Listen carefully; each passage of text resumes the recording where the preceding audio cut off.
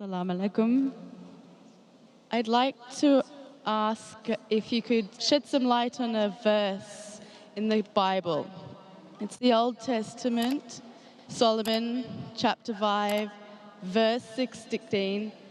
It's the Hebrew text. Hiko mamitikim wikulo Muhammadim zidude wazarai baine Jerusalem. I know that in English, Muhammadim has been translated to altogether lovely.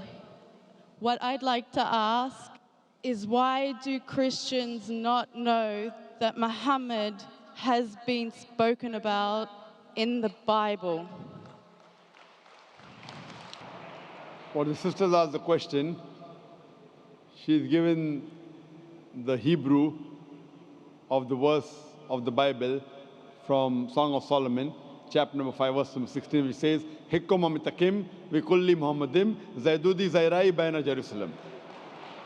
Which means, sister only translated one word, it means he's most sweet, he's altogether lovely, he's my beloved, he's my friend, O daughters of Jerusalem. This is the complete translation of the Hebrew verse she quoted. And when it says, Hikkum amitakim vikulli Muhammadim, Muhammadim in the Semitic languages, when you give respect, you add im to it. Like Allah is for God, Elohim is respect for God. The same thing to the name Muhammad, they add im, and it means, it says Muhammadim. So if you read the original text, the name of Muhammad, peace be upon him, is even mentioned in the Bible. Sister is asking, then why don't the Christians believe in Prophet Muhammad, peace be upon him? Sister, you should ask this question to the Christians. I asked this question to hundreds of Christians. Alhamdulillah, some of them accepted Islam. Most of them did not. So I agree with you that the name of Prophet Muhammad, peace be upon him, is mentioned in the scriptures of most of the major world religions, including Bible. And as I mentioned earlier, that not only is he mentioned by name, he is even prophesied in various different parts of the Bible. He is prophesied in the book of Deuteronomy, chapter number 18, verse number 18, in the book of Deuteronomy, chapter number 18, verse number 19, in the book of Isaiah, chapter number 29, verse number 12, in Song of Solomon, chapter 5, verse 16. He is also prophesied in the New Testament, in the Gospel of John, chapter 14, verse number 16, Gospel of John, chapter number 15, verse 26, Gospel of John, chapter 16, verse number 7, Gospel of John, chapter number 16, verse number 12 to 14, in several places, sister. So that's what I asked to the Christians. If it's clearly mentioned about the last and final messenger, Prophet Muhammad, peace be upon him, then why don't they believe in him? Those Christians who really study and analyze and do research, alhamdulillah, they accept Islam.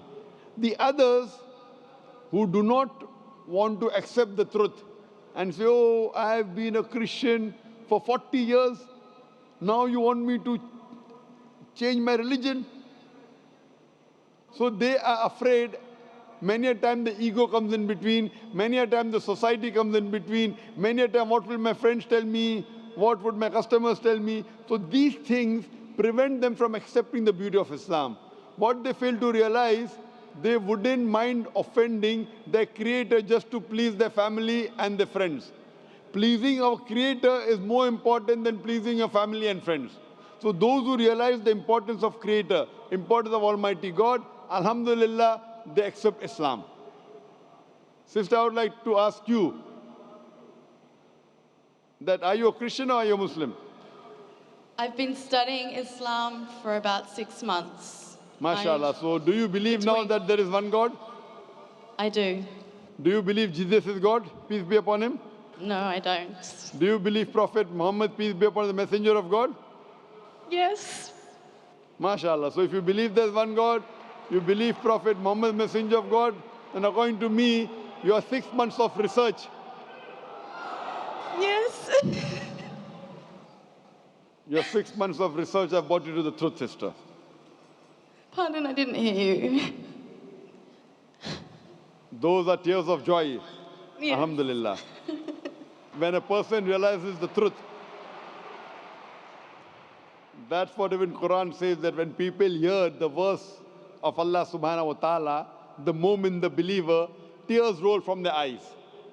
So these are tears of happiness and joy that you have found the truth. As Jesus Christ, peace be upon him, said in the Gospel of John, seek ye the truth and the truth shall free you. So I believe the truth has freed you today, sister. Your 6 months of research has brought you to the truth. Sister, would you like to accept Islam? Sister, would you like to accept Islam? Yes. Is anyone forcing you? Absolutely not. You're doing it out of your own free will? Yes. Inshallah, I said in Arabic and you can repeat it. Okay. Ashhadu Ashhadu Allah Allah ilaha ilaha illallah illallah wa ashhadu ashhadu anna anna Muhammadan Muhammadan abduhu abduhu wa rasuluhu. Rasuluhu. I bear witness that there is no God that there is no God but Allah, and I bear witness that Prophet Muhammad is the messenger and servant of Allah. and the Servant of Allah. servant of Allah. MashaAllah, sister, you're a Muslim. And I pray to Allah subhanahu wa ta'ala that as He has guided you, may Allah make you a source to guide the other non-Muslims towards Islam. And I pray to Allah to grant you the best in this world and the Akhirah, and to grant you Jannah, paradise, inshallah. Do we have any other non-Muslim guests on either the sister's mic or from any of the brothers' mics? Yes, we have one here. Go ahead. She doesn't want to reveal her identity, so I'll be asking her question. Okay. The question is it enough to have faith in Allah in your heart alone? Or do you have to declare it in public? Sister asked a very important question. Before I answer the question, I request the non-Muslim brothers and sisters that this is the opportunity. This is the last session of the convention, Dubai International Peace Convention. If you have any question on Islam, on Christianity, on Hinduism, this is the opportunity. Please feel free to come to the microphone. You can ask any question. You can even criticize Quran. I'm young, I can take it. This is the opportunity. This is the last session. Please don't feel shy. Come on the microphone and clarify your doubt. The sister asked a very important question, that is it sufficient for a person to have faith in Almighty God and believe in Him, or should he or she declare it? Sister, the most important criteria is that that person should have faith in Almighty God. Declaring in public or to others is not compulsory. If the sister feels that there is danger to her life, she may have problems, or maybe society would harm her. In this case, having faith in the heart is sufficient. But if there is no danger to life, no danger to that person, declaring is better, because then that person can follow Islam freely.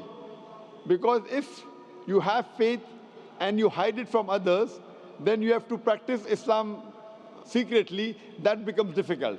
So if you really fear your life, or you fear that somebody will harm you, then declaring is not a fard, it's not compulsory. But if there is no such problem, declaring is better, because you can practice your faith openly and you need not practice it secretly. Hope that answers the question, sister. Thank you.